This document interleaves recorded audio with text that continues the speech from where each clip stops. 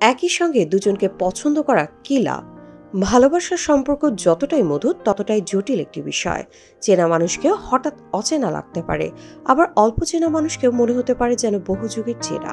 হৃদয়ের অলিগলি খবর আজ পর্যন্ত কেই বা চিনতে পেরেছে? একজনের সঙ্গে সম্পর্কে থাকাকালীন আরেকজনের প্রতি ভালোবাসা অনুভব করা হৃদয়ের সংখ্যাও কম নয়। কেউ প্রকাশ করে, কেউ করে না। একই সঙ্গে দুজনকে ভালোবাসা কিংবা পছন্দ করার বিষয়টি আসলে কি, কেন এমন হয়? যার সঙ্গে সম্পর্কে আছেন তাকেও ভালোবাসছেন, আবার অন্য কাউকেও ভালো লাগে। এই গোলমেলে অনুভূতির নাম কি? বিশেষজ্ঞদের ভাষায় এই সমস্যার নাম পলিঅ্যামোরি। একই সময়ে একাধিক মানুষের প্রতি ভালোবাসার অনুভূতি তৈরি হওয়া বা রোমান্টিক সম্পর্ক তৈরি হওয়াকে বলা হয় পলিঅ্যামোরি। এক্ষেত্রে যে যৌন সম্পর্ক গড়ে উঠতে পারে এমন নয়, তবে ভালোবাসা ও অনুভূতির বিনিময় অবশ্যই হবে।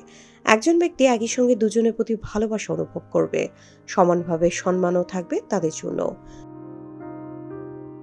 পলিঅ্যামোরি কি সঙ্গীকে ঠকানো? সত্যি যদি স্বীকার করেন তবে এর উত্তর হলো হ্যাঁ, কিন্তু বিষয়টি এতটাও সহজ নয়। আমাদের পারিপার্শ্বিক পরিস্থিতির কারণে মনোজগতে চলে নিত্য পরিবর্তন। কখন কোন কারণে কার প্রতি কি অনুভূতি আসে তা আগে থেকে বলা মুশকিল। আপনি হয়তো অজান্তে পলিঅ্যামোরির শিকার হচ্ছেন, তখন বুঝতে পারলেন ততদিনে হয়তো দেরি হয়ে গেছে। হয়তো ভেঙে গেছে আপনার পূর্বকার সম্পর্ক। একে সমস্যা হিসেবে চিহ্নিত করে বের হয়ে আসতে চাইলে সঙ্গীর সঙ্গে খোলাখুলি আলোচনা করতে পারেন। আপনিও একই সঙ্গে দুজনকে পছন্দ করেন? মনের জোর সবার একই রকম হয় না। কেউ মনকে নিয়ন্ত্রণ করেন, আবার কেউ মনের দ্বারা নিয়ন্ত্রিত হন। আপনি সম্পর্কের থেকে অন্য কাউকে পছন্দ করা শুরু করতেই পারেন, কিন্তু এটি স্বাভাবিক হিসেবে না নেওয়াই উত্তম। এমনটাই ঘটলে নিজেকে নিয়ে ভাবুন। আপনি যেভাবে ভাবেন না কেন, এটি সঙ্গী, পরিবার, সমাজ কারো কাছেই গ্রহণযোগ্য হবে না। মনোবিদরা কি বলছেন? একই সঙ্গে একাধিক সম্পর্কে জড়িয়ে পড়াকে বলা হয় পলিঅ্যামোরি বা কনসেনসুয়াল নন মোনোগ্রামি। এটি হতে পারে যৌন কিংবা শুধুই রোমান্টিক সম্পর্ক। এটি অস্বাভাবিক নয় বলে মনে করছেন মনোবিদরা।